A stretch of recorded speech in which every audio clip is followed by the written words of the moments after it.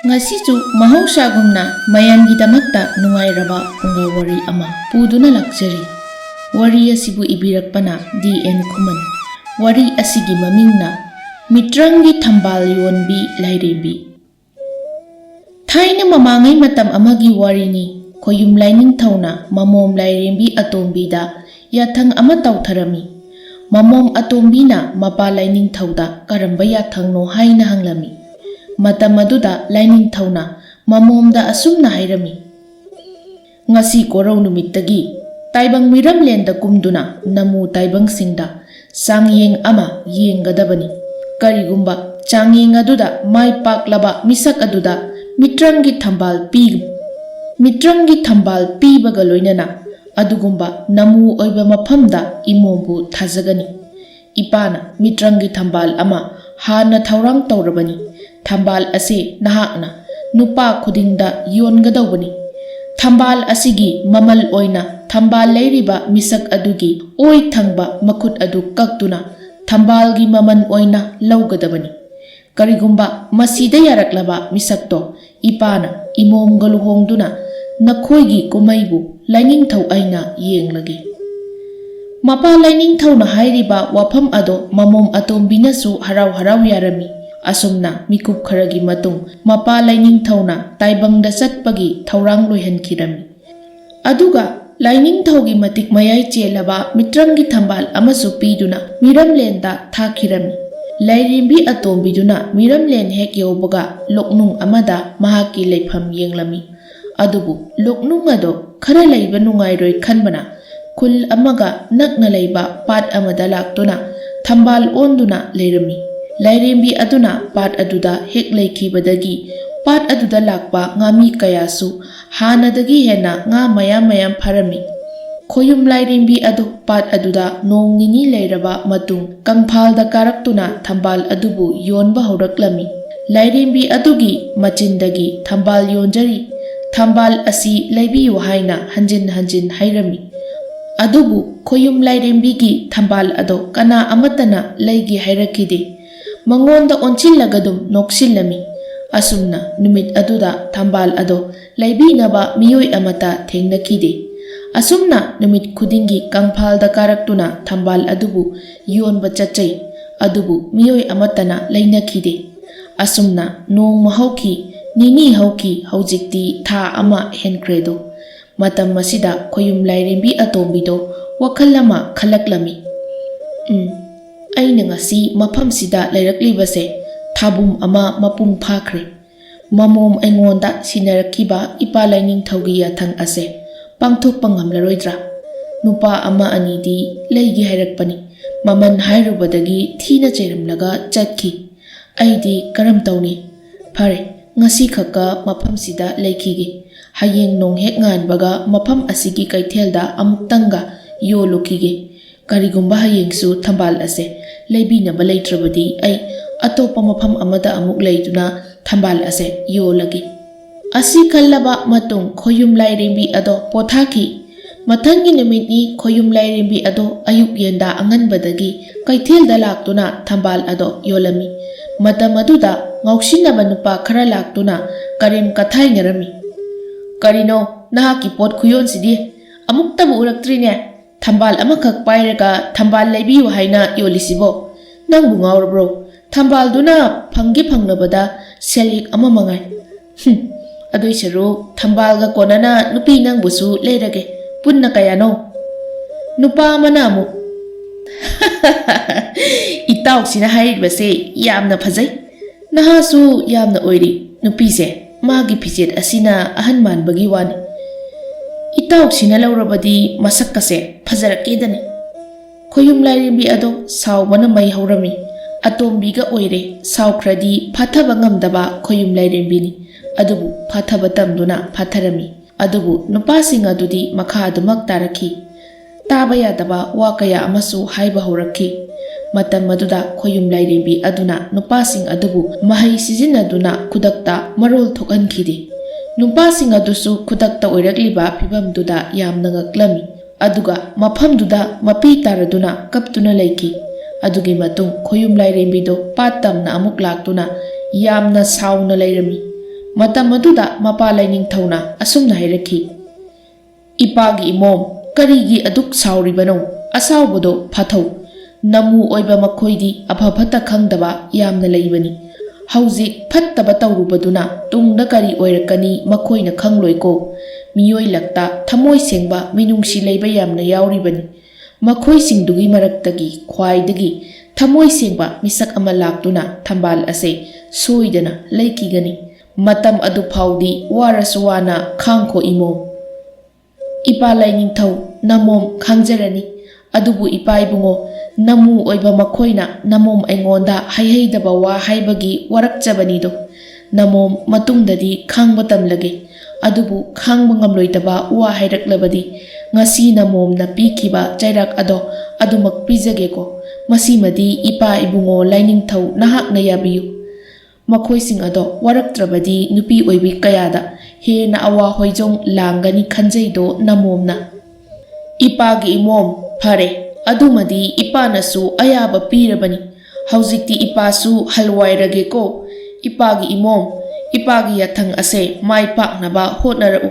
Ipana nahakpu yengduna lairibani leiramlen asida. Phare ipa hallage ko imom. Wahai khara asi hairamlaga khoyum Lainingthau hankirami. Khoyum Lairembido wakal amasu amuk khanjari. Kanadi kaithelda phamduna thambal ase yonbanadi kanararoi. Aduna koichat chatuna yolage. Asum tawrabadi thambal ase soidana sitkadawba male. Asi khallaba matung khoyum Lairembido mafam chaba ama amuk thiraklami. Asum thirakpana aroibada leibaki konung mayada piktak tawba khul ama lei. Khul aduda Lairembido laktuna khuldugi lampak masada hauriba u pambi amada thawai changduna leirami. Aduga thambal adusu mahai tawduna manghalami. Asumna u aduda hek leirubadagi lampak aduda hauriba u pambi khuding makhal kayagi uchek pairaktuna tonglami. Khunja mayamdudi amukta adumna tawba udribana khara amadi machi khuding chibon wari sari. Ahal hanuba amana hai toman nakhoina hainaribado achumba oiroine sese ai haigese.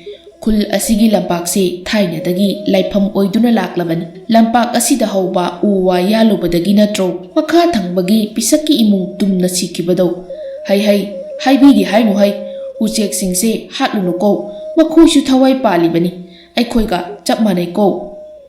Naha amana hera khura uchek hatbabu kari tawrageba. Makhoise taibang miyoiba ikhoigi chinjaknine. Uchek yen nganu nga san hameng saji samayamse miyoiba ikhoina chanaba khoyum laina semlibani natrane. Aidi khangde horen nungdangdagi haunane aigi icha humduda hairaga uchek achauba yauribase phaduna chasi hairagadabani. Khura hoina ahan yamna oirakpagi saba ngamdraduna kalaktana hairibado aisu khangida. Ahalladuna yengunahe masibu kayada thaksi khasi naidribano. Makha tabani mathak thongbani haibase kaurene se. Hai amukkasu hairamge ko atei sabani adum chanai adubu uchek pukanana chanage haiba. Nangbu nanado tadro anganba yukta chekla singna khongduna paibu uraga nabukningdo nungsidro. Malemgi phajana bahaiduna leikhal suna satliba leirangum Lainingthau mahakna makhoisu semlaklibani. Mathel suna thongba sak ensangdi manam nungsidro. Mathel ama hek watpada hopam khangloiko malem sida leiriba leiteng mayamse malemgi oinadi mathel makhalni. Malemdagi mathel ama kakpaga chap manarabani. Adum hek tawraba khoyum mahaki chaibi chaitheng phangani he thajadaba tawnuko. Hera khura kai deino mayam ama pangkota ko silaga ngangli dubu tandro. Makhoi anigi wado taramba ahal amana amuk asumna hairakhi. Phairenjao sese nangna ngangni yeluranu. Nangi khurana hairise asingba chumbani ko. Malemda khoyum laina tharakliba leiteng mayamse kaihanba phatte. Malem asibu phajahanbada makhoigisu thaudang yauribani.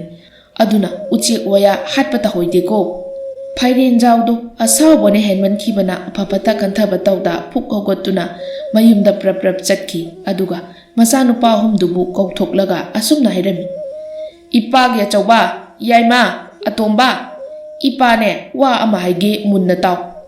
ꯈꯨꯟꯒꯤ ꯂꯝꯄꯥꯛꯇ ꯍꯧꯔꯤꯕ ꯎ ꯃꯌꯥꯝꯁꯦ ꯎꯆꯦꯛꯅ ꯄꯨꯡꯌꯣꯝ ꯌꯣꯝꯕ ꯃꯈꯩ ꯂꯩꯔꯦ ꯍꯥꯏꯕꯁꯦ ꯅꯈꯣꯏꯁꯨ ꯈꯪꯂꯝꯒꯅꯤ꯫ ꯎꯃꯪꯒꯤ ꯋꯥꯡꯃꯗ ꯁꯥꯗꯥꯟꯕ ꯑꯃꯨꯛ ꯆꯠꯇꯣꯏ ꯁꯔꯨꯛꯅꯦ, ꯁꯦ ꯊꯥ ꯑꯃꯅꯤ ꯄꯦꯟꯅ ꯆꯥꯕ ꯌꯥꯅꯕ ꯉꯁꯤ ꯑꯍꯤꯡꯗꯒꯤ ꯂꯝꯄꯥꯛꯇ ꯆꯠꯇꯨꯅ ꯎꯆꯦꯛ ꯑꯆꯧ ꯑꯆꯧꯕ ꯃꯌꯥꯝꯗꯣ ꯐꯥꯔꯒ ꯃꯩꯗ ꯌꯥꯏꯗꯨꯅ ꯊꯝꯁꯤ꯫ ꯃꯆꯥ ꯑꯍꯜꯅ, ꯄꯥꯕꯨꯡ ꯅꯆꯥꯁꯨ ꯈꯟꯖꯔꯝꯂꯤꯕꯅꯤ ꯂꯥꯞꯅ ꯆꯠꯇꯧꯒꯤ ꯁꯔꯨꯛ꯫ ꯑꯗꯣ ꯄꯥꯕꯨꯡ, ꯆꯥꯛ ꯍꯦꯛ ꯇꯣꯛꯄꯒ ꯑꯩꯈꯣꯏ ꯏꯆꯤꯟ ꯏꯅꯥꯎ 3 ꯆꯠꯆꯒꯦ꯫ ꯄꯥꯕꯨꯡꯒꯤ ꯇꯦꯟ ꯑꯗꯨꯁꯨ ꯄꯤꯕꯤꯔꯛꯎ, ꯑꯩꯒꯤ ꯏꯅꯥꯎ ꯌꯥꯏꯃꯁꯦ ꯄꯥꯏꯍꯟꯖꯒꯦ, ꯃꯍꯥꯛꯇꯤ ꯃꯈꯨꯠꯁꯨ ꯌꯥꯝꯅ ꯆꯨꯝꯕꯅꯤ꯫ ꯑꯁꯨꯝꯅ ꯍꯥꯏꯕꯗꯒꯤ ꯃꯄꯥ ꯑꯗꯨꯅ ꯃꯥꯒꯤ ꯇꯦꯟ ꯑꯗꯣ ꯄꯤꯔꯝꯃꯤ꯫ ꯄꯨꯡꯖꯥ ꯈꯔꯒꯤ ꯃꯇꯨꯡ ꯅꯨꯃꯤꯠ ꯄꯨꯡꯇꯥ ꯇꯥꯈꯤꯔꯝꯃꯤ꯫ ꯀꯅꯥꯒꯨꯝꯕꯒꯤ ꯌꯨꯝꯊꯣꯡ ꯈꯔꯗꯤ ꯇꯨꯝꯅꯕ ꯐꯥꯎꯕ ꯌꯥꯎꯔꯕꯅꯤ꯫ ꯃꯇꯝ ꯑꯗꯨꯗ ꯃꯆꯤꯟ ꯃꯅꯥꯎ 3ꯗꯣ ꯈꯨꯟꯒꯤ ꯂꯝꯄꯥꯛꯇ ꯂꯥꯛꯇꯨꯅ ꯎꯆꯦꯛ ꯈꯔ ꯐꯥꯔꯝꯃꯤ꯫ ꯑꯗꯨꯒꯤ ꯃꯇꯨꯡ ꯌꯨꯝꯗ ꯍꯜꯂꯁꯤ ꯍꯥꯏꯅ ꯑꯇꯣꯝꯕ ꯑꯗꯨꯅ ꯍꯥꯏꯔꯛꯏ꯫ ꯑꯗꯨꯕꯨ ꯀꯔꯥꯝ ꯆꯥꯎꯕ ꯃꯌꯥꯝꯕꯨꯡ ꯑꯍꯟꯗꯨꯅ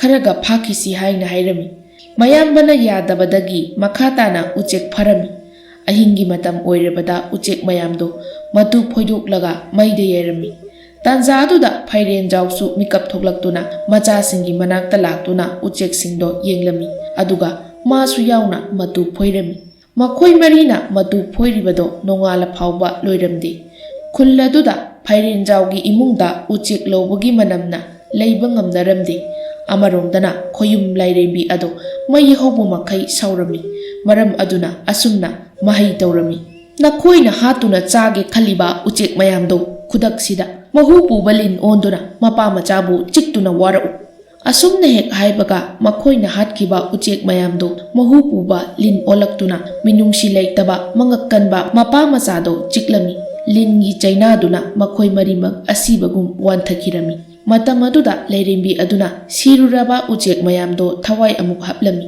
ꯑꯗꯨꯒꯤ ꯃꯇꯨꯡ ꯐꯩꯔꯦꯟꯖꯥꯎꯒꯤ ꯏꯃꯨꯡꯗꯒꯤ ꯌꯥꯝꯂꯕ ꯎꯆꯦꯛ ꯀꯌꯥ ꯄꯥꯏꯊꯣꯔꯛꯄ ꯈꯨꯟꯖꯥꯁꯤꯡꯅ ꯎꯔꯝꯃꯤ꯫ ꯑꯁꯨꯝꯅ ꯅꯨꯃꯤꯠ ꯑꯗꯨꯃꯁꯨ ꯍꯧꯈꯤ꯫ ꯃꯊꯪꯒꯤ ꯅꯨꯃꯤꯠꯅꯤ ꯂꯥꯏꯔꯦꯝꯕꯤ ꯑꯗꯣ ꯃꯐꯝ ꯑꯗꯨꯗꯒꯤ ꯈꯔ ꯆꯠꯂꯒ ꯂꯩꯕ ꯂꯝꯍꯥꯡ ꯑꯃꯗ ꯃꯍꯩ ꯇꯧꯗꯨꯅ ꯊꯣꯛꯂꯛꯏ꯫ ꯑꯗꯨꯒ ꯃꯈꯨꯠꯇ ꯃꯤꯇ꯭ꯔꯪꯒꯤ ꯊꯝꯕꯥꯜꯗꯣ ꯄꯥꯏꯗꯨꯅ ꯊꯦꯡꯅꯕ ꯅꯨꯄꯥ ꯅꯍꯥꯁꯤꯡꯗ ꯊꯝꯕꯥꯜ ꯑꯗꯣ ꯌꯣꯜꯂꯝꯃꯤ꯫ ꯑꯗꯨꯕꯨ ꯀꯅꯥ ꯑꯃꯠꯇꯅ ꯂꯩꯕꯤꯔꯝꯗꯦ꯫ ꯑꯁꯨꯝꯅ ꯅꯨꯃꯤꯠ ꯈꯔꯅꯤꯒꯤ ꯃꯇꯨꯡ ꯂꯥꯏꯔꯦꯝꯕꯤ ꯑꯗꯨꯅ ꯑꯁꯨꯝ ꯂꯥꯛꯄꯗ ꯏꯁꯤꯡꯈꯣꯡ ꯑꯃ ꯊꯦꯡꯅꯔꯝꯃꯤ꯫ ꯏꯁꯤꯡꯈꯣꯡ ꯑꯗꯨꯗ ꯊꯝꯕꯥꯜ ꯑꯗꯨ ꯊꯝꯗꯨꯅ ꯏꯁꯤꯡꯗꯨꯗ ꯀꯨꯝꯂꯒ ꯂꯦꯝꯂꯩ ꯉꯥ ꯃꯌꯥꯝꯒ ꯏꯔꯣꯏꯗꯨꯅ ꯉꯥꯏꯍꯥꯛ ꯁꯥꯟꯅꯔꯝꯃꯤ꯫ ꯃꯇꯝ ꯑꯗꯨꯗ ꯏꯁꯤꯡꯈꯣꯡ ꯑꯗꯨꯗ ꯅꯨꯄꯥ ꯅꯍꯥ ꯑꯃ ꯏꯁꯤꯡ ꯁꯣꯛꯄ ꯂꯥꯛꯂꯝꯃꯤ꯫ ꯅꯨꯄꯥ ꯑꯗꯨ ꯂꯥꯛꯄ ꯂꯥꯏꯔꯦꯝꯕꯤ ꯑꯗꯨꯅ ꯈꯪꯂꯝꯗꯦ, ꯃꯔꯝꯗꯤ ꯂꯥꯏꯔꯦꯝꯕꯤ ꯑꯗꯨꯅ ꯂꯦꯝꯂꯩ ꯉꯥ ꯑꯣꯟꯗꯨꯅ ꯏꯔꯣꯏꯔꯤꯉꯩ ꯃꯇꯝ ꯑꯣꯏꯕꯅ꯫ ꯑꯁꯨꯝꯅ ꯅꯨꯄꯥ ꯑꯗꯣ ꯏꯁꯤꯡꯈꯣꯡ ꯑꯗꯨꯒꯤ ꯃꯅꯥꯛꯇ ꯂꯩꯔꯤꯕ ꯅꯨꯡꯄꯥꯛ ꯑꯗꯨꯗ ꯐꯝꯗꯨꯅ ꯏꯁꯤꯡ ꯑꯗꯨꯕꯨ ꯌꯦꯡꯗꯨꯅ ꯂꯩꯔꯝꯃꯤ꯫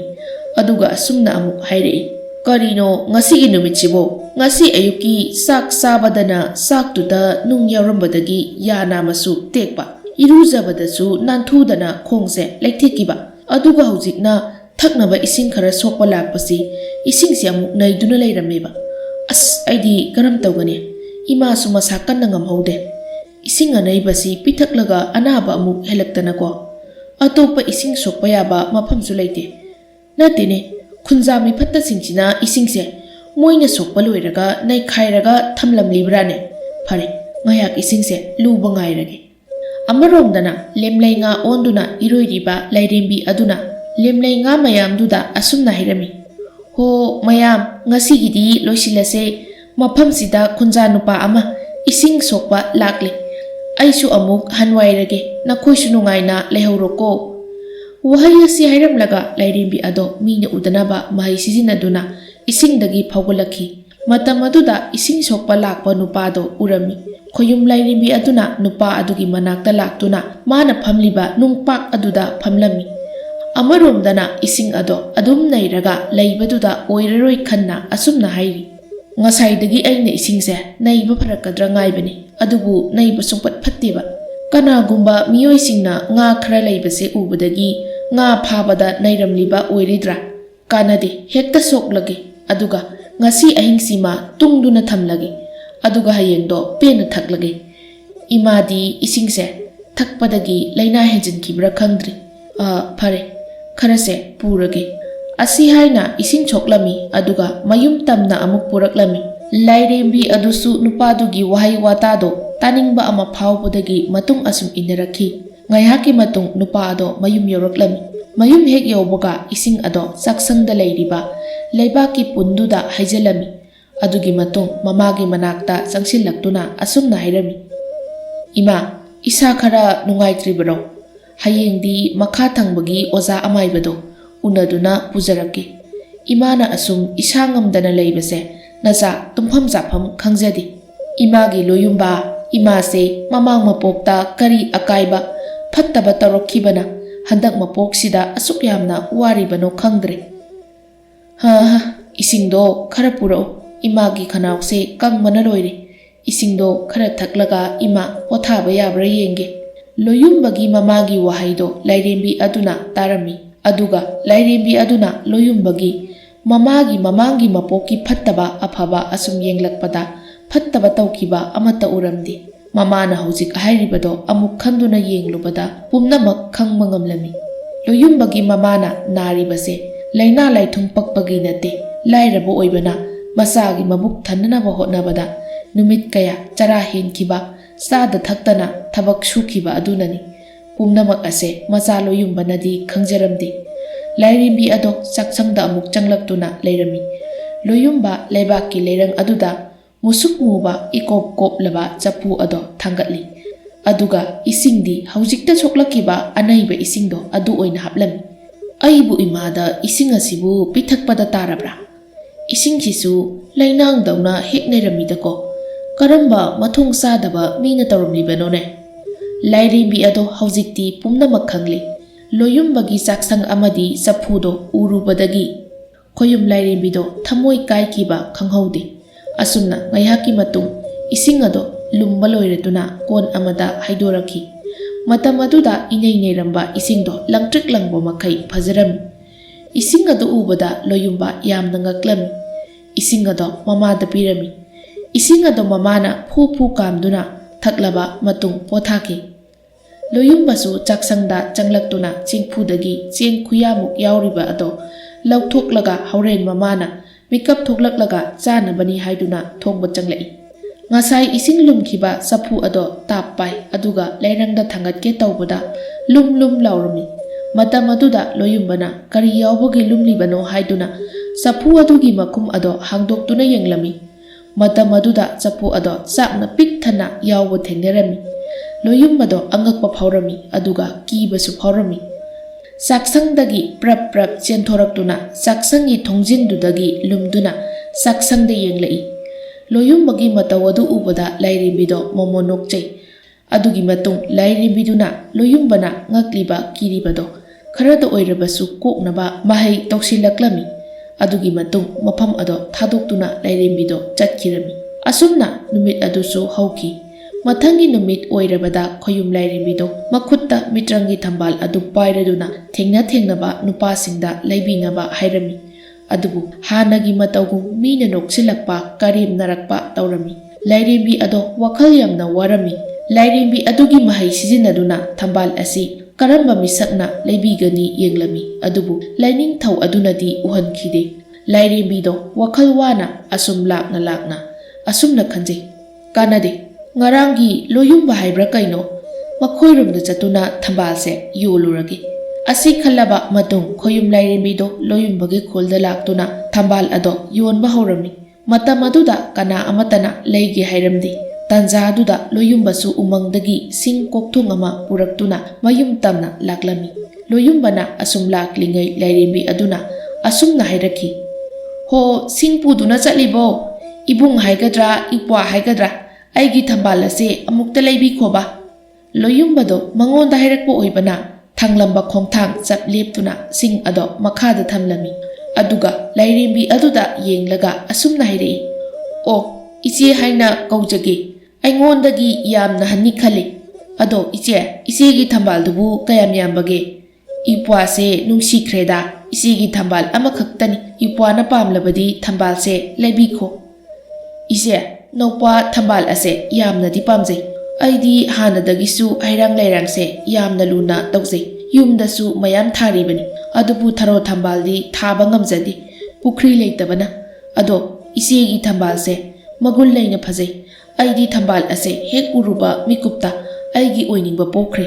ꯑꯗꯣ ꯏꯆꯦ ꯊꯝꯕꯥꯜ ꯑꯁꯤ ꯅꯧꯄꯥꯗ ꯄꯤꯅꯕꯤꯔꯣ ꯁꯦꯜ ꯑꯣꯏꯅꯗꯤ ꯂꯩꯖꯗꯦ ꯅꯧꯄꯥꯒꯤ ꯂꯩꯖꯕ ꯍꯥꯏꯔꯒꯗꯤ ꯏꯄꯥꯅ ꯊꯝꯕꯤꯔꯝꯕ ꯁꯅꯥꯒꯤ ꯈꯨꯗꯣꯞ ꯃꯆꯥ ꯑꯃꯈꯛꯇꯤ ꯂꯩꯖꯩ ꯂꯥꯏꯔꯦꯝꯕꯤꯅ ꯏꯄ꯭ꯋꯥ ꯏꯕꯨꯡꯉꯣ ꯅꯆꯦꯒꯤ ꯊꯝꯕꯥꯜ ꯑꯁꯤꯒꯤ ꯃꯃꯜꯗꯤꯅꯦ ꯁꯦꯜ ꯁꯅꯥ ꯂꯨꯄꯥꯅ ꯃꯍꯨꯠ ꯁꯤꯟꯕ ꯌꯥꯗꯦꯀꯣ ꯊꯝꯕꯥꯜ ꯑꯁꯤꯒꯤ ꯃꯃꯜꯗꯤ ꯑꯣꯏ ꯊꯪꯕ ꯈꯨꯠ ꯑꯗꯣ ꯀꯛꯇꯨꯅ ꯄꯤꯔꯒ ꯑꯣꯟꯅꯒꯗꯧꯕꯅꯤ ꯃꯗꯨꯅ ꯊꯝꯕꯥꯜ ꯑꯁꯤꯒꯤ ꯃꯃꯜꯅꯤꯗꯣ ꯏꯆꯦ ꯅꯧꯄꯥ ꯆꯤꯡꯅꯕ ꯂꯩꯇ ꯑꯣꯏ ꯊꯪꯕ ꯈꯨꯠ ꯑꯁꯦ ꯀꯛꯇꯨꯅ ꯄꯤꯖꯒꯦ ꯑꯗꯨꯕꯨ ꯊꯝꯕꯥꯜ ꯑꯁꯦ ꯑꯆꯝꯕ ꯑꯃꯗꯤ ꯑꯣꯏꯔꯣꯏ ꯍꯥꯏꯕ ꯅꯧꯄꯥꯅ ꯈꯪꯖꯔꯤ ꯑꯁꯤ ꯍꯥꯏꯔꯕ ꯃꯇꯨꯡ ꯃꯈ꯭ꯋꯥꯡꯗ ꯌꯦꯠꯂꯤꯕ ꯈꯨꯗꯩꯗꯣ ꯑꯗꯨ ꯄꯥꯝꯕꯣꯝ ꯃꯊꯛꯇ ꯀꯟꯅ ꯀꯤꯁꯤꯜꯂꯝꯃꯤ ꯑꯗꯨꯒ ꯈꯨꯅꯤꯡꯒꯤ ꯃꯊꯛ ꯑꯣꯏꯔꯞꯅ ꯁꯤꯡ ꯆꯜꯂꯨꯕ ꯊꯥꯡ ꯑꯗꯨꯅ ꯇꯨꯕꯠ ꯀꯛꯂꯝꯃꯤ ꯑꯗꯨꯒ ꯂꯥꯏꯔꯦꯝꯕꯤ ꯑꯗꯨꯗ ꯄꯤꯔꯝꯃꯤ ꯈꯨꯠ ꯑꯗꯣ ꯍꯦꯛ ꯀꯛꯄ ꯃꯤꯀꯨꯞꯇ ꯂꯣꯌꯨꯝꯕꯗꯣ ꯆꯩꯅꯥ ꯀꯟꯅ ꯈꯥꯡꯖꯩ ꯑꯗꯨꯒ ꯐꯤ ꯈꯨꯗꯩꯗꯨꯅ ꯌꯥꯝꯅ ꯀꯟꯅ ꯌꯦꯠꯂꯝꯃꯤ ꯈꯨꯠ ꯑꯗꯣ ꯂꯥꯏꯔꯦꯝꯕꯤꯗꯨꯅ ꯄꯥꯏꯔꯒ ꯊꯝꯕꯥꯜ ꯑꯗꯣ ꯂꯣꯌꯨꯝꯕꯗ ꯄꯤꯔꯝꯃꯤ ꯊꯝꯕꯥꯜ ꯑꯗꯨ ꯂꯣꯌꯨꯝꯕꯅ ꯍꯦꯛ ꯂꯧꯕꯒ ꯆꯩꯅꯥ ꯄꯨꯝꯕ ꯀꯣꯛꯆꯈꯤ ꯑꯅꯥꯕ ꯑꯃꯠꯇ ꯐꯥꯎꯈꯤꯗꯦ ꯃꯇꯝ ꯑꯗꯨꯗ ꯂꯥꯏꯅꯤꯡꯊꯧ ꯃꯍꯥꯛꯀꯤ ꯃꯄꯥꯎ ꯂꯥꯛꯂꯝꯃꯤ ꯏꯄꯥꯒꯤ ꯏꯃꯣꯝ ꯍꯧꯖꯤꯛꯇꯤ ꯅꯍꯥꯛ ꯏꯄꯥꯒꯤ ꯌꯥꯊꯪ ꯄꯥꯡꯊꯣꯛꯂꯦꯗꯅ ꯄꯦꯜꯂꯦ ꯏꯄꯥ ꯄꯦꯜꯂꯦ ꯏꯃꯣꯝ ꯏꯄꯥꯒꯤ ꯅꯤꯡꯕ ꯊꯨꯡꯂꯦ ꯍꯧꯖꯤꯛꯇꯤ ꯊꯝꯕꯥꯜ ꯂꯩꯔꯤꯕ ꯃꯤꯁꯛꯇꯨꯒꯤ ꯌꯨꯝꯗ ꯆꯠꯇꯨꯅ ꯅꯨꯄꯥꯗꯨꯗ ꯋꯥꯔꯤ ꯄꯨꯝꯕ ꯂꯤꯔꯣꯗꯣ ꯑꯗꯨꯒ ꯏꯃꯣꯝ ꯅꯨꯄꯥ ꯑꯗꯣ ꯑꯆꯝꯕ ꯅꯨꯄꯥ ꯅꯠꯇꯦ ꯅꯍꯥꯛꯀꯤꯗꯃꯛ ꯁꯦꯝꯈꯤꯕ ꯃꯤꯁꯛꯇꯨꯅꯤ ꯅꯍꯥꯛ ꯆꯠꯂꯣꯀꯣ ꯃꯍꯥꯛꯀꯤ ꯌꯨꯝꯗ ꯋꯥꯍꯩ ꯑꯁꯤ ꯍꯥꯏꯔꯕ ꯃꯇꯨꯡ ꯂꯥꯏꯔꯦꯝꯕꯤꯗꯣ ꯂꯣꯌꯨꯝꯕꯗ ꯃꯨꯟꯅ ꯌꯦꯡꯖꯩ ꯑꯗꯨꯒ ꯑꯁꯨꯝꯅ ꯍꯥꯏꯔꯝꯃꯤ ꯏꯕꯨꯡ ꯍꯧꯖꯤꯛꯇꯤ ꯑꯩꯒꯤ ꯁꯛꯇꯝ ꯑꯁꯦꯡꯕꯁꯦ ꯇꯥꯛꯂꯒꯦ ꯏꯕꯨꯡꯅ ꯋꯥꯔꯧꯕꯤꯕ ꯇꯧꯕꯤꯅꯨꯀꯣ ꯑꯩ ꯑꯁꯦ ꯈꯣꯌꯨꯝ ꯏꯄꯥ ꯂꯥꯏꯅꯤꯡꯊꯧꯒꯤ ꯏꯇꯣꯟ ꯇꯣꯟꯕꯤ ꯃꯃꯣꯝ ꯑꯗꯨꯅꯤ ꯑꯩꯒꯤ ꯃꯤꯡꯅ ꯑꯇꯣꯝꯕꯤ ꯀꯧꯖꯩ ꯏꯄꯥ ꯂꯥꯏꯅꯤꯡꯊꯧꯒꯤ ꯆꯥꯡꯌꯦꯡ ꯑꯃꯒꯤꯗꯃꯛ ꯊꯝꯕꯥꯜ ꯑꯁꯦ ꯃꯤꯔꯝꯂꯦꯟ ꯑꯁꯤꯗ ꯌꯣꯟꯕ ꯂꯥꯛꯂꯤꯕꯅꯤ ꯊꯝꯕꯥꯜ ꯑꯁꯦ ꯑꯆꯝꯕ ꯊꯝꯕꯥꯜ ꯅꯠꯇꯦ ꯈꯣꯌꯨꯝ ꯏꯄꯥ ꯂꯥꯏꯅꯤꯡꯊꯧꯒꯤ ꯃꯇꯤꯛ ꯃꯌꯥꯏ ꯄꯨꯝꯕ ꯌꯥꯎꯔꯤꯕ ꯃꯤꯇ꯭ꯔꯪꯒꯤ ꯊꯝꯕꯥꯜꯅꯤꯗꯣ ꯊꯝꯕꯥꯜ ꯑꯁꯦ ꯏꯄꯥ ꯂꯥꯏꯅꯤꯡꯊꯧꯅ ꯌꯣꯜꯂꯨꯅꯕ ꯊꯥꯕꯤꯔꯛꯄꯅꯤ ꯀꯔꯤꯒꯨꯝꯕ ꯊꯝꯕꯥꯜ ꯑꯁꯦ ꯂꯩꯕ ꯃꯤꯁꯛꯇ ꯑꯩꯕꯨ ꯂꯨꯍꯣꯡꯉꯤ ꯍꯥꯏꯅꯁꯨ ꯇꯥꯛꯄꯤꯔꯛꯈꯤ ꯍꯧꯖꯤꯛꯇꯤ ꯊꯝꯕꯥꯜ ꯑꯁꯤꯒꯤ ꯃꯄꯨ ꯏꯕꯨꯡꯅ ꯑꯣꯏꯔꯤꯗꯣ ꯉꯁꯤ ꯑꯁꯤꯃꯗꯤ ꯏꯕꯨꯡꯒꯤ ꯌꯨꯝꯗ ꯂꯩꯔꯁꯤ ꯑꯗꯨꯒ ꯍꯌꯦꯡ ꯏꯅꯨꯡ ꯇꯩꯅ ꯉꯥꯜꯂꯕ ꯃꯤꯀꯨꯞꯇ ꯂꯩꯔꯝꯂꯦꯟ ꯄꯥꯡꯂꯨꯁꯤꯗꯣ ꯃꯤꯀꯨꯞꯇ ꯑꯗꯨꯃꯛ ꯏꯕꯨꯡꯒꯤ ꯌꯨꯝꯗ ꯍꯜꯂꯛꯁꯤꯗꯣ ꯂꯣꯌꯨꯝꯕꯗꯣ ꯃꯪꯂꯥꯟ ꯑꯃꯒꯨꯝ ꯑꯣꯏꯔꯛꯂꯤꯕ ꯐꯤꯕꯝꯗꯨꯗ ꯉꯛꯇꯨꯅ ꯂꯥꯏꯔꯦꯝꯕꯤ ꯑꯗꯨꯗ ꯌꯦꯡꯗꯨꯅ ꯂꯩꯔꯤ ꯑꯁꯨꯝꯅ ꯉꯥꯏꯍꯥꯛꯀꯤ ꯃꯇꯨꯡ ꯂꯥꯏꯔꯦꯝꯕꯤ ꯑꯗꯨꯕꯨ ꯄꯨꯔꯗꯨꯅ ꯂꯣꯌꯨꯝꯕ ꯃꯌꯨꯝꯗ ꯍꯜꯂꯛꯂꯝꯃꯤ ꯃꯌꯨꯝ ꯍꯦꯛ ꯌꯧꯕꯒ ꯂꯣꯌꯨꯝꯕꯒꯤ ꯃꯃꯥ ꯑꯗꯨꯁꯨ ꯁꯨꯃꯥꯡꯗ ꯍꯪꯒꯠ ꯍꯟꯗꯥ ꯆꯠꯇꯨꯅ ꯃꯆꯥꯕꯨ ꯍꯜꯂꯛꯄ ꯉꯥꯏꯔꯝꯃꯤ ꯂꯣꯌꯨꯝꯕ ꯌꯨꯝ ꯌꯧꯔꯕꯗ ꯃꯃꯥꯅ ꯀꯔꯤꯁꯨ ꯇꯧꯗ ꯂꯩꯔꯝꯕ ꯑꯗꯨꯗ ꯄ꯭ꯔꯞ ꯄ꯭ꯔꯞ ꯆꯦꯟꯁꯤꯜꯂꯛꯏ ꯑꯗꯨꯒ ꯃꯈꯨꯠ ꯅꯥꯝꯃꯗꯣ ꯈꯨꯝꯖꯤꯜꯂꯒ ꯃꯃꯥꯗ ꯑꯁꯨꯝꯅ ꯍꯥꯏꯔꯛꯏ ꯏꯃꯥ ꯏꯃꯥ ꯀꯩꯅꯣ ꯏꯃꯥꯕꯨ ꯅꯥꯕ ꯐꯔꯕꯣ ꯀꯔꯤꯅꯣ ꯉꯁꯤ ꯑꯩꯅ ꯎꯔꯤꯕ ꯃꯌꯥꯝꯁꯤꯕꯣ ꯃꯪꯂꯥꯅꯦ ꯁꯤꯕꯣ ꯇꯥꯏꯕꯪ ꯑꯣꯏꯔꯝꯂꯕꯗꯤ ꯑꯣꯟꯊꯣꯛꯅ ꯅꯨꯡꯉꯥꯏꯈ꯭ꯔꯅꯤꯗ ꯏꯃꯥꯒꯤ ꯂꯣꯌꯨꯝꯕ ꯀꯔꯤꯅꯣ ꯏꯃꯥ ꯅꯥꯕ ꯐꯔꯕꯅꯤ ꯃꯪ ꯅꯠꯇꯦ ꯇꯥꯏꯕꯪꯅꯦ ꯏꯃꯥ ꯍꯧꯖꯤꯛꯇꯤ ꯅꯥꯕ ꯂꯣꯏꯅ ꯐꯔꯦ ꯑꯗꯣ ꯏꯃꯥꯒꯤ ꯂꯣꯌꯨꯝꯕ ꯅꯨꯄꯤ ꯑꯁꯤꯕꯨ ꯀꯅꯥꯅꯣ ꯈꯨꯟꯖꯥ ꯅꯨꯄꯤꯁꯨ ꯃꯥꯟꯗꯦ ꯁꯤꯕꯨ ꯏꯆꯥꯒꯤ ꯂꯣꯌꯨꯝꯕꯅ ꯏꯃꯥ ꯏꯆꯟꯁꯦ ꯏꯃꯥꯒꯤ ꯂꯣꯌꯨꯝꯕ ꯍꯦꯛꯇ ꯍꯥꯏꯌꯨ ꯀꯩꯗꯧꯔꯒꯦ ꯅꯨꯄꯤꯁꯤꯕꯨ ꯏꯃꯥꯒꯤ ꯏꯃꯧ ꯑꯣꯏꯍꯜꯂꯗꯣꯏꯔꯥ ꯍꯥꯏꯕ ꯂꯣꯌꯨꯝꯕꯅ ꯂꯥꯏꯔꯦꯝꯕꯤ ꯑꯗꯨꯗ ꯌꯦꯡꯂꯛꯏ ꯂꯥꯏꯔꯦꯝꯕꯤ ꯑꯗꯨꯅꯁꯨ ꯍꯥꯏꯈ꯭ꯔꯣ ꯍꯥꯏꯕꯒꯤ ꯃꯑꯣꯡꯗ ꯅꯣꯛꯐꯦꯠ ꯇꯧꯔꯛꯈꯤ ꯑꯗꯨꯒꯤ ꯃꯇꯨꯡ ꯂꯣꯌꯨꯝꯕꯅ ꯃꯃꯥꯗ ꯑꯁꯨꯝꯅ ꯍꯥꯏꯔꯛꯏ ꯏꯃꯥ ꯃꯍꯥꯛ ꯑꯁꯦ ꯏꯃꯥꯒꯤ ꯅꯃꯧꯅꯤ ꯉꯁꯤ ꯍꯦꯛꯇ ꯄꯨꯔꯛꯂꯕꯅꯤ ꯅꯆꯥꯕꯨ ꯂꯝ ꯍꯦꯜꯂꯤ ꯈꯟꯕꯤꯒꯅꯨ ꯏꯃꯥꯒꯤ ꯂꯣꯌꯨꯝꯕ ꯏꯃꯥꯅ ꯍꯦꯟꯅ ꯏꯃꯧ ꯄꯥꯝꯂꯕꯅꯤꯀꯣ ꯐꯔꯦ ꯐꯔꯦ ꯏꯃꯨꯡꯗ ꯆꯪꯂꯁꯤ ꯑꯁꯤ ꯍꯥꯏꯅꯗꯨꯅ ꯃꯈꯣꯏ ꯑꯍꯨꯝꯗꯣ ꯏꯃꯨꯡꯗ ꯆꯪꯂꯛꯈꯤ ꯑꯁꯨꯝꯅ ꯅꯨꯃꯤꯠ ꯑꯗꯨꯃꯁꯨ ꯍꯧꯈꯤ ꯃꯊꯪꯒꯤ ꯅꯨꯃꯤꯠꯅꯤ ꯂꯥꯏꯔꯦꯝꯕꯤ ꯑꯗꯨꯅ ꯃꯍꯩ ꯇꯧꯗꯨꯅ ꯆꯥꯛ ꯑꯦꯟꯁꯥꯡ ꯍꯥꯎꯅ ꯊꯣꯡꯂꯗꯨꯅ ꯃꯈꯣꯏ ꯄꯨꯟꯅ ꯆꯥꯃꯤꯟꯅꯔꯝꯃꯤ ꯑꯗꯨꯒꯤ ꯃꯇꯨꯡ ꯂꯣꯌꯨꯝꯕꯕꯨ ꯃꯃꯤꯠ ꯎꯏꯁꯤꯟꯗꯨꯅ ꯂꯥꯏꯔꯩꯄꯥꯛꯇ ꯃꯄꯥ ꯂꯥꯏꯅꯤꯡꯊꯧꯕꯨ ꯎꯅꯕ ꯂꯥꯛꯂꯝꯃꯤ ꯂꯩꯔꯝꯂꯦꯟ ꯌꯧꯔꯕ ꯃꯇꯨꯡ ꯃꯃꯣꯝ ꯑꯇꯣꯝꯕꯤ ꯑꯃꯗꯤ ꯂꯣꯌꯨꯝꯕꯕꯨ ꯐꯝꯕꯥꯜꯗ ꯐꯝꯍꯟꯗꯨꯅ ꯈꯣꯌꯨꯝꯂꯥꯏ ꯀꯧꯗꯨꯅ ꯂꯨꯍꯣꯡꯂꯝꯃꯤ ꯄꯨꯝꯅꯃꯛ ꯂꯣꯏꯔꯕ ꯃꯇꯨꯡ ꯂꯥꯏꯅꯤꯡꯊꯧꯅ ꯃꯃꯣꯝ ꯑꯇꯣꯝꯕꯤ ꯑꯃꯗꯤ ꯂꯣꯌꯨꯝꯕꯗ ꯑꯁꯨꯝꯅ ꯍꯥꯏꯔꯝꯃꯤ ꯏꯄꯥꯒꯤ ꯏꯃꯣꯝ ꯑꯇꯣꯝꯕꯤ ꯂꯣꯌꯨꯝꯕ ꯅꯈꯣꯏ ꯑꯅꯤꯒꯤ ꯈꯣꯡꯆꯠ ꯅꯈꯣꯏ ꯑꯅꯤꯒꯤ ꯄꯨꯟꯁꯤ ꯃꯍꯤꯡ ꯄꯨꯝꯕ ꯑꯩꯅ ꯍꯥꯟꯅ ꯂꯣꯏꯅ ꯁꯦꯝꯈ꯭ꯔꯕꯅꯤ ꯍꯧꯖꯤꯛꯇꯤ ꯅꯈꯣꯏ ꯑꯅꯤ ꯑꯃꯠꯇ ꯑꯣꯏꯗꯨꯅ ꯍꯤꯡꯃꯤꯟꯅꯔꯨꯔꯣꯀꯣ ꯉꯁꯤꯒꯤ ꯌꯥꯏꯐꯔꯕ ꯀꯣꯔꯧ ꯅꯨꯃꯤꯠ ꯑꯁꯤꯗꯒꯤ ꯍꯧꯅ ꯏꯃꯣꯝ ꯅꯈꯣꯏ ꯑꯅꯤ ꯅꯨꯡꯉꯥꯏ ꯌꯥꯏꯕꯤ ꯃꯔꯥꯡ ꯀꯥꯏꯅ ꯄꯥꯜꯂꯨꯔꯣꯀꯣ ꯑꯩꯒꯤ ꯏꯃꯣꯝꯅ ꯅꯐꯝꯗ ꯄꯤꯈꯤꯕ ꯂꯩꯔꯥꯡ ꯊꯝꯕꯥꯜ ꯑꯗꯨꯒꯤ ꯃꯇꯦꯡꯗꯒꯤ Matam pumbada yekna tingkhang leitana paluroko aduga nahaki kakluraba nakhut ase haujikti aigi matik mayaina amuk haplabani ko sangyeng adugidamak pangthokibagi wani aduga imom se nahakidamak ipana semliba khudopni khudop ase matam pumbada ipamakni khanna thamjilu phare adudi nakoi anisu hanjaro ipasu leihoragi ko wahai khara asi hairaba matung loyumba amadi lairimbi atombigi makokta nanthabirami adugi matung loyumba amadi lairimbi loyumbagi yumda laklami ngaihaki matung lairimbi aduna loyumbada asumna hairei ho tabiribro ngasidagidi aikhoi nungaina lairadoi ipa laining thawna pirakliba mitrangi thambal ado puthoro aduga thambal adugi matengdagi sana thaknaba aduga yum asisu amanawna thokhalasi loyumbasu haujikti lairembini khanglabada pumnamak thajarami asumna khoyum laining thawgi matik mayai chelaba thambal ado loyumbana lairembida pirami adugi matung lairembi aduna thambal adubu laibak ahumlak katlaba matung sing mayam thou phau mayam thou sana lupa mayam thou aduga sana konungum ningthijaba yum ama thou hairami kudak aduda pumnamak thoklami loyumbado mamit kupa kaubu makai lairembigi matauda yengjai loyumbagi mamasu khunja amagida koithoklubani yum hanjilakpada yumdo onaramba aduda ngaktuna machabu kaujarai mamana loyumbabu kauba taba aduda loyumbaga atombiga thoraklami imagi loyumba imagi imau nungsibiya kainu yumsibu kanagi yumnone imabu manglane uribase atombina ima natiye imadi yumsi ubada ngaklamgani imana ngaklibado koknaba warampumba namo haijage imungda hana changkhisido ima asumna imungda changlaklami imung hek yobaga phaucheng mayamna pik thana leiribado mamana urami mamana ngakliba pumbado kokhallage haina lairibi atombina asumna hairi ima namo singna haijage ima namose asamba miyoi natedo namodi khoyum laining thawgi iton tonbi atombinido namomgi laibakta namu oiba kanaga punsi leipul semo haina laibakta tamlamido maram aduna aibu miramlen sida imagi namau oinaba khoyum ipa laining thawna thabirakpanido yum aduga sana lupa phaucheng mayam sina ipa laining thawna pibirakpa mitrangi thambal asigi matengnanido haujikti imasu ana ayek leiroi ngasidagi imaga ikhoi ahum ningthawgumna nungaina leiradoini ima lairembi aduna hairiba pumbado mama aduna su thajarami mama aduna masaga mamaugabu chetna konbirami aduga pena kapjai mathangi numitni khunja mayamdo loyumbagi yumdubu yengduna asumna wari sari mayam aikhoigi loyumbase mabuk onthokna phakre mingondasu kaijade migi matengsu yamna pangjaba misaknido mahaki afaba thabak ubada khoyum laina thongjanbiba oiramganido aduna ngasidagi aikhoisu loyumbagumna afaba thabak tawsi minungsi laisi matam adudada aikhoisu soidana nungaigani khali khunja mayamna sanariba warido lairembi adunadi laina tarami lairembi adunasu mamit oisinduna yengbada fattaba khunja amatta leibu uramde maram aduna khul adubu awa ana tarakadawba kayadagi lairembi aduna kanbirage lepki asigi matung khunja amata ana ayeksu yaukhidre tawruba thabak khudingsu mahai charami khanghauda loyumbagi khunja pumba awaba kokhirami khunja mayamnasu loyumbagi manakta laktuna awa ana hangnaduna mateng pangnarami khunja mayam hena nongaina leinabagidamak khul adugi